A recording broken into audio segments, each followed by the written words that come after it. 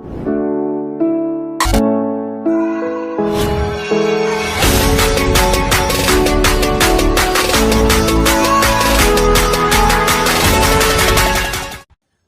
दोस्तों, मैं सचिन। आपका स्वागत है आपके अपने YouTube चैनल रोजगार विद सचिन पर।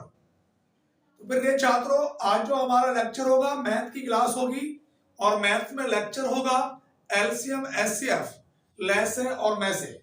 सभी एग्जामों में यहां से 1 से 2 क्वेश्चन जरूर पूछे जाते हैं। उसी को मद्देनजर रखते हुए बच्चों, आज के जो टॉपिक होगा बड़ा ही इंटरेस्टिंग होगा। तो सभी विद्यार्थी, एक बार जिन लोगों ने बच्चों हमारा YouTube चैनल अभी सब्सक्राइब नहीं किया है, वो जल्दी से पहले हमारा YouTube चैनल सब्सक्राइब कर ले और बेल आइकन को दबाना ना भूलें। तो आइए चलते हैं बच्चों मैथ की क्लास की ओर, और टॉपिक का नाम होगा एलसीएम एचसीएफ, लैसे और मैसे। एलसीएम एचसीएफ, जिसको हम लैसे लघुत्तम समावर्तक और महत्तम समावर्तक भी बोल सकते हैं। बच्चों, हर एग्जाम में यहां से 2 क्वेश्चन जरूर पूछे जाते हैं, चाहे तो आपका यूपी पुलिस का एग्जाम हो, एसएससी का एग्जाम हो, यूपी टेट का हो या सुपर टेट का। जितने भी का कंपटीशन एग्जाम है, सब में 1-2 क्वेश्चन जरूर पूछा जाता है। तो देखो बच्चों, सबसे पहले हमें जानकारी होगी, बिल्कुल बेसिक चीज मैं बता के चलूंगा आपको बच्चों। यहाँ पर हमें पहले ये पता होना चाहिए कि एलसीएम होता क्या है और महत्तम समावर्तक एलसीएम होता क्या है। देखो बच्चों, जो लैसे हैं, सभी बच्चे अपनी कॉपी पेन निकाल लें, चाहे वो लिखना भी शुरू कर दें। ये जो एलसीएम है, लैसे, वह छोटी से छोटी संख्या जो दी गई प्रत्येक संख्या से पूर्णतया विभक्त हो जाए। और मैसे क्या होता है बच्चों, वह बड़ी से बड़ी संख्या जो दी गई प्रत्येक संख्या को पूर्णतया विभक्त कर दे। तो आइए देखो, सबसे पहले सभी बच्चे यहां पर हेडिंग डालेंगे बच्चों लैसे, जिसे हम लोग बोलते हैं एलसीएम। देखो, आपने किताबों में लिखा हुआ देखा होगा कि कोई बच्चों को पता भी होता है कि कहीं पर छोटी से छोटी संख्या लिखी आती है तो हम लोग वहां पे एलसीएम निकालते हैं। तो यहाँ पे आप लोग ध्यान देंगे, अगर कहीं पर ये शब्द लिखा है बच्चों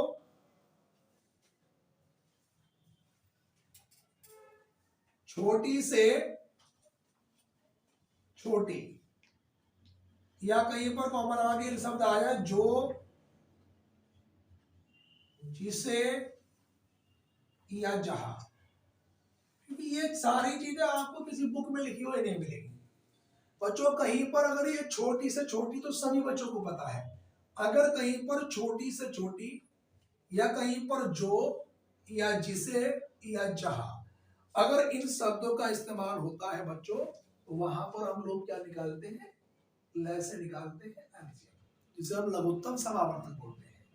फिर दोबारा सुनिए बच्चों, अगर कहीं पर छोटी से छोटी, ये जो, जिसे, जहां, ये शब्द लेके आए तो वहां पर हम लोग क्या निकालते हैं, लैसे निकालते हैं। अब बच्चों फिर हेडिंग डालेंगे आप लोग मैसे, जिसे हम लोग बोलते हैं एचसीएफ। सभी बच्चे जानते हैं कि कहीं पर अगर ये शब्द लिखा है बड़ी से बड़ी, कहीं पर अगर ये शब्द लिखा है बड़ी से बड़ी, या कहीं पर ये आ जाए जिससे, जिससे, कहीं पर अगर बड़ी से बड़ी या जिससे शब्द लिखा है तो बच्चों वहां पर क्या निकालते हैं हम लोग, एचसीएफ यानी कि मैसे निकालते हैं। मैसे क्या होता है, मैसे सभी में कॉमन होता है, सब हाईएस्ट कॉमन फैक्टर भी बोलते हैं, यानी कि जो सभी में क्या होता है, कॉमन। तो बड़ा ही बेसिक तरीके से मैं बता के चल रहा हूं। अब सभी विद्यार्थी अपनी कॉपी पे बिल्कुल बीचों बीच हेडिंग डाल लेंगे लैसे। अब देखो बच्चों, हमारे पास एलसीएम निकालने की भी 2 विधि होती है। एक तो होती है बच्चों हमारे पास ये भाग विधि, और दूसरी विधि होती है गुणनखंड विधि।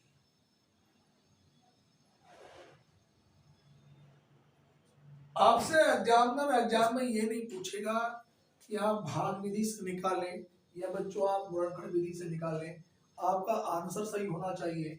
लेकिन एज ए टीचर मैं आपको ये दोनों कंडीशन बता के चलूंगा कि हम ऐसे निकालते हैं तो भाग विधि से कैसे निकालते हैं और गुणनखंड विधि से कैसे निकालते हैं। आइए मान लीजिएगा कोई क्वेश्चन हमारे पास, क्वेश्चन नंबर पहला ये है बच्चों कि 2,3,4 का लय से क्या होगा या लघुत्तम समावर्तक क्या होगा, ये क्वेश्चन है। तो सबसे पहले अगर हम भाग विधि के इस्तेमाल की बात करते हैं बच्चों, तो सभी बच्चे कक्षा 8 9 से करते आ रहे होंगे। जब हम भाग विधि का इस्तेमाल करते हैं तो हम लोग इनके ऐसे फैक्टर करते हैं कि 2 ही करना 2, 3 नहीं कटेगा तो 3 को ऐसे का ऐसे लिखेंगे और 2 दूनी 4। फिर यहाँ पे 2 से ये एक बार ऐसा कैसे, 3 नहीं कटेगा 2 ही करना 2, फिर 3 से ये 1, 3 ही करना 3 1, जब तक काटते जाएंगे जब तक बच्चों लास्ट में 1 ना आ जाए प्रतीक के। ठीक है, अब यहाँ पर जो ये निकल के आया कि 2 गुणा 2 और गुणा में कितना बच्चों 3, तो 2 दूनी 4 दिया 12। तो मेरे पास जो बच्चों इसका एलसीएम निकल के आया तो वो कितना निकल के आया, 12 निकल के आया। बात क्लियर हो रही है।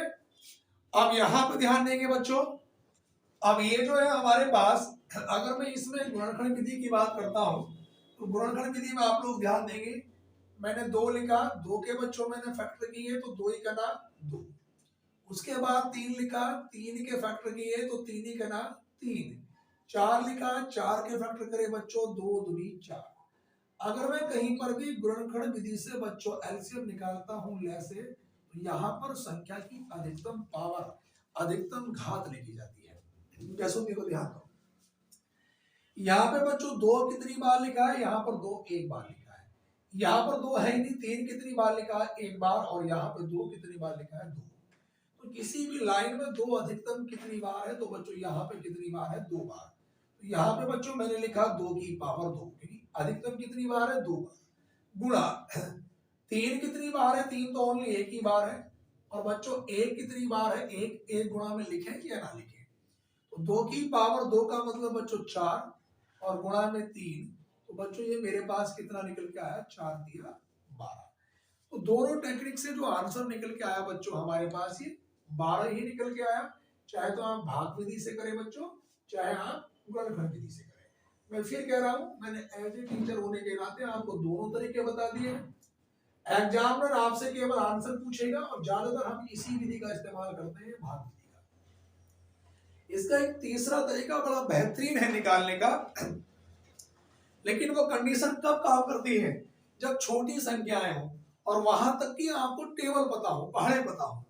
देखो ध्यान दो बच्चों, बड़ा बेहतरीन तरीका है। जैसे मैंने आपसे कहा कि 2, 3 और 4 का मुझे एलसीएम निकालना है, तो यहां पर बड़ी वाली जो संख्या है बच्चों, सबसे बड़ी संख्या 2, 3, 4 में बड़ी वाली संख्या क्या है बच्चों, 4 है। तो इस बड़ी वाली संख्या का पहाड़ा मैं तब तक पढ़ूंगा जब तक ये पीछे वाली दोनों छोटी संख्या है उसको पूर्ण रूप से ना काट दे। जैसे 4 ही करना 4, 4 बच्चों 2 से तो कट जाएगा लेकिन 3 से नहीं कटेगा, तो फिर 4 का टेबल आगे पढ़ेंगे। 4 दूनी 8, 8 भी 3 से नहीं कटेगा, डिवाइड होगा। फिर 4 दिया 12, 12 2 से भी कटेगा बच्चों, 3 से भी कटेगा और 4 से भी। तो बच्चों एलसीएम कितना निकल के आया मेरे पास, ये 12। बात समझ में आ रही होगी सभी बच्चों की, कॉपी करते चले सभी बच्चे। इसके बाद बच्चों थोड़ा सा और आगे चलते हैं, अगले क्वेश्चन की ओर हम लोग चलते हैं। तो दूसरा क्वेश्चन बच्चों मैंने ये लिखा, संख्या हमारे क्वेश्चन नंबर दूसरा ये है कि 2, 4, 8, 12 का एलसीएम या लघुत्तम समावर्तक क्या है। तो यहां पर बच्चों अगर हम भाग विधि से निकालेंगे बच्चों, तो फिर देखो कंडीशन, फिर देखो अप्लाई करेंगे। 2 ही करना 2, 2 दूनी 4, फिर 2 चौक 8 और 2 छन 12। फिर इसके बाद 2 से निकालेंगे 1, 2 ही करना 2, 2 दूनी 4, 2 तिया 6। फिर 2 से निकालेंगे 1, 2 ही करना 2 और 3 नहीं कटेगा। फिर 3 से बच्चों ये 8, एक, एक और एक।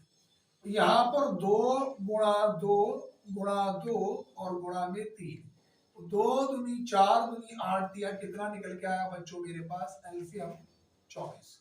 उम्मीद करता हूँ सभी बच्चों की समझ आया होगा।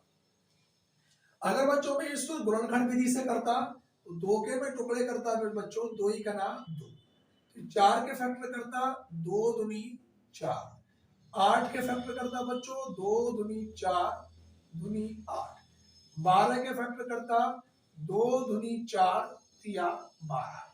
अब मैंने बताया था कि गुणनखंड विधि से जब हम एलसीएम निकालते हैं बच्चों तो हम संख्या की अधिकतम पावर लिखते हैं।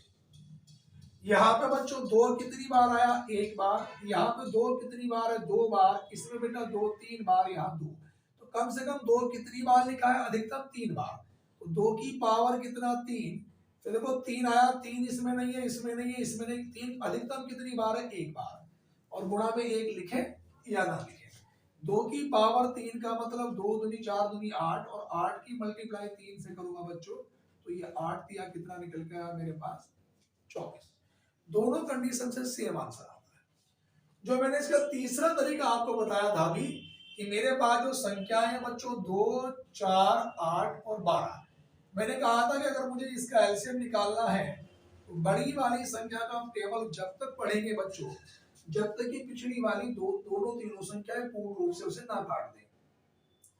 मैं अगर 12 का टेबल पढ़ता हूं बच्चों, 12 का ना 12, तो यहां पर मेरे पास 12 मेरे पास बच्चों 2 से कट जाएगा, 4 से कट जाएगा, लेकिन 8 से नहीं कटेगा। फिर मैं 12 का टेबल आगे पढ़ूंगा, 12 दूनी 24, 2 से भी डिवाइड होगा, 4 से भी डिवाइड होगा, 8 से भी और 12 से भी। तो बच्चों एलसीएम कितना निकल के आया? 24। तो सभी बच्चों को समझ आ रही होगी बात, उम्मीद करता हूँ। तो जब तक बेस क्लियर नहीं होगा इसके क्वेश्चन हम कर ही नहीं पाते। लैसे और मैसे को समझना बड़ा ही जरूरी है। लैसे और मैसे जब आपको बिल्कुल कॉन्सेप्ट क्लियर हो जाएगा तो किताबों में फिर इसके मिक्सअप क्वेश्चन होते हैं, तभी आप निकाल पाओगे बच्चों। थोड़ा सा और बता देते हैं। अब आप बच्चों अपनी किताब में हेडिंग डाल लीजिएगा कॉपी पे, सॉरी मैसे, बीचों बीच हम लोगों ने हेडिंग डाल लिया बच्चों मैसे।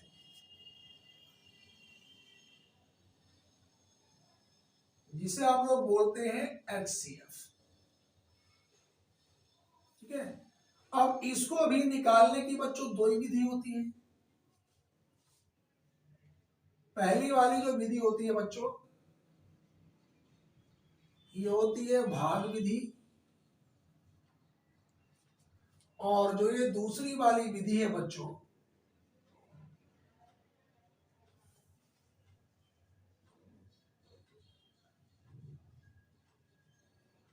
गुणनखंड विधि। ठीक, अब यहां पे आप लोग ध्यान देंगे।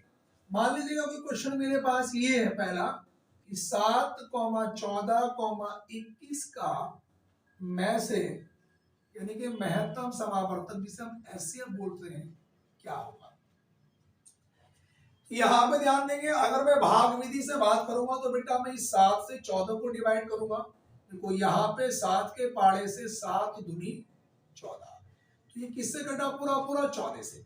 अब मैं ये 14 से 21 को डिवाइड करूंगा तो ये 14 ही का ना 14, यहाँ पे 11 में से 7 4 घटाया तो 7। जब भाग विधि से हम ऐसे निकालते हैं तो ये वाली वैल्यू ऐसे आती है और ये कंडीशन मेरे पास यहाँ पे आ जाती है 7 दूनी 14। तो ये सारी संख्याएं किससे डिवाइड हो रही है? फाइनली 7 से।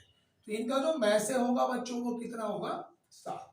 मैं पहले भी कह चुका हूं, वह बड़ी से बड़ी संख्या जो दी गई प्रत्येक संख्या को पूर्णतः विभक्त कर दे वह मैसे कहलाती है एचसीएफ। तो कहने का मतलब है कि 7 के टेबल से ये तीनों हमें दिखाई दे रहे, तीनों कट जाए। अगर बच्चों में गुणनखंड विधि की बात करता, गुणनखंड विधि से तो मैं अगर 7 के फैक्टर करूंगा बच्चों तो 7 ही करना 7, फिर मैं 14 के फैक्टर करूंगा बच्चों 7 दूनी 14, फिर मैं 21 के फैक्टर करूंगा बच्चों 7 दिया 21। ठीक है, तो यहां पर मेरे पास हमें इनमें सब में क्या देखना पड़ता है बच्चों? कॉमन देखना पड़ता है। तो तीनों लाइनों में क्या चीज कॉमन है बेटा? 7। तो मैं से कितना होगा बच्चों? 7 होगा। यहां तक सभी बच्चों को समझ में आ रही होगी बात। इसी का एक क्वेश्चन मैं और ले लेता हूं बच्चों। देखो, और जिस सवाल में कुछ भी चीज उभयनिष्ठ कॉमन ना हो उसका मैसेज एचसीएफ कितना होता है बच्चों? हमेशा 1 होता है। मान लीजिएगा अब क्वेश्चन मेरे पास ये ना हो के कुछ इस तरह से होता, यहां पे सपोज करिए कि 3, 6, 9, 12, 15, इसका जो मुझसे एचसीएफ पूछा जाता कि एचसीएफ क्या होता है, तो हमें डायरेक्टली दिखाई दे रहा है कि 3 के टेबल से ये भी कट जाएगा, ये सब कट जाएंगे, तो मैं से कितना होगा? 3। सही है। और यहां पर अगर मैं फैक्टर गुणनखंड करता तो 3 के बेटा में टुकड़े करता तो 3 गुणा 1, 3 करना 3, 6 के करता 3 दूनी 6, फिर 9 के करता 3 तिया 9, 12 के करता बेटा तो 2 तिया 6 और 6 दूनी 12, यानी कि मैं बोल सकता कि 2 गुणा 2 गुणा 3, और मैं 15 के करता बच्चों तो 3 गुणा 5। तो यहां पर जब मैं इनका मैसे निकालता बच्चों तो सब में जो कॉमन है, देखो ये 1, 3 सभी में कॉमन है, चाहे तो आप कहीं भी देख ले। कहने का मतलब ये है कि ये जो 1, 3 है, 1, 3 इसके अंदर भी मौजूद है, इसके अंदर भी, इस सबके अंदर मौजूद है, तो यहाँ पर में से कितना होगा? 3। या भाग विधि से आप 3 को 6 से भाग करते ये कट जाता, 9 को बच्चों आप 6 से भाग करते 6 करना 6, बचता कितना? 3। अब ये 6 यहाँ उतरता तो 3 दूनी 6, मतलब ये प्रत्येक इसी कंडीशन में बिल्कुल विभक्त होता जाता है। तो मैं फिर कह रहा हूं कि मैं से सीधा सीधा पता चल जाता है कि जो सब में कॉमन संख्या हो, जिसे हम ए इंटरसेक्शन बी बोलते हैं, वो संख्या का क्या होता है बच्चों? मैं से होता है। तो ये बेसिक चीजें थी, चैप्टर को पढ़ाने से पहले बेस कराना बड़ा जरूरी था बच्चों। तो आज की क्लास को हम यही रखेंगे, बिल्कुल बेस आपका क्लियर हो गया होगा। अगले लेक्चर में हम इसके क्वेश्चन कराएंगे। तो उम्मीद करता हूँ सभी बच्चों की समझ आई होगी क्लास।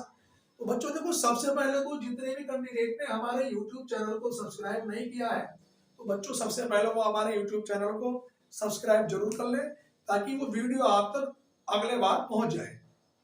ठीक है, कैसे और वो वीडियो हमारी कैसी लगी बच्चों, वो कमेंट करके बताएं। धन्यवाद।